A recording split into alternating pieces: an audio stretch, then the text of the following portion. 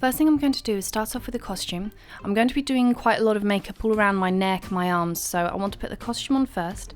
Next, what you want to do is take a foundation which is far too pale for your skin tone, and you're going to mix it in with a moisturiser. That way it's not going to completely blank out your skin tone, but it will give you that washed out look. I'm going to be applying it with a brush, but you could also use your fingers if you prefer. Just what you think that you need underneath the tightest amount to say all those blended things.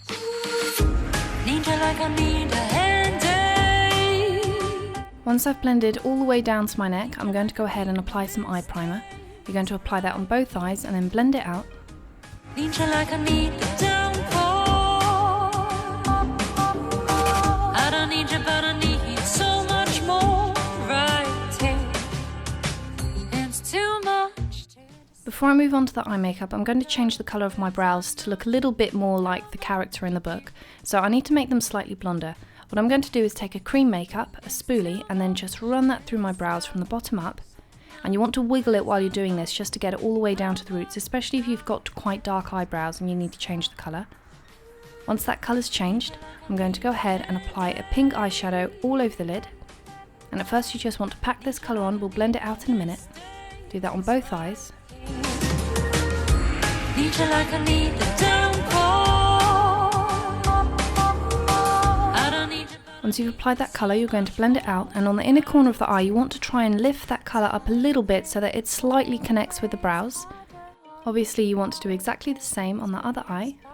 Got that old sacrifice you've cost me. Now on the other eye we're going to be using a blue, and I'm going to be using a flat shader brush, and the easiest way to do this is to look straight up into a mirror and then work that colour right underneath the lashes. It's going to get it as close to them as possible. If you're looking directly into a mirror in front of you, it's very easy to get that panda eye look. And while we are going for a little bit of a panda eye look, we don't want to start off with panda eyes, otherwise it's going to look bad by the end of it. So get that as close to the lashes as possible, and then you're going to blend it like crazy. And especially around the corner of the eye, start to connect that up to the pink and bring it up towards the very edge of your eyebrow. After that you're going to take a small eyeshadow brush, some black eyeshadow, and you're going to work that right in between the lashes so that you get a really tight, thick black line. And then line the eyelashes on the upper lid as well. And keep that as close to the lashes as possible. We're blending it out a little bit, but only on the outer corner, so we want to keep the inner corner and the rest of the eye lined very neatly. And then on the very outer corner, we're going to start blending that colour up into the crease. That you need underneath the tightest amount to. On the inner corner of the eye, I'm going to be applying two products. I'm going to be using a white shadow stick just to act as a bit of a glue, and then over that I'm going to be using a Barry M Dazzle Dust to give that a little bit of shine. For the lips, there's a few different things we're going to be doing. On the upper lip, I'm going to be using a red shade, and you want to really accentuate the cupid's bow and make it look very doll-like. And then on the lower lip, we're going to be using more of a pink shade, and again, you want to exaggerate the shape of your lips and make them look like something you would see on a porcelain doll. Before I do anything else, I'm going to blot them just to make sure that that colour isn't going to budge around a little bit.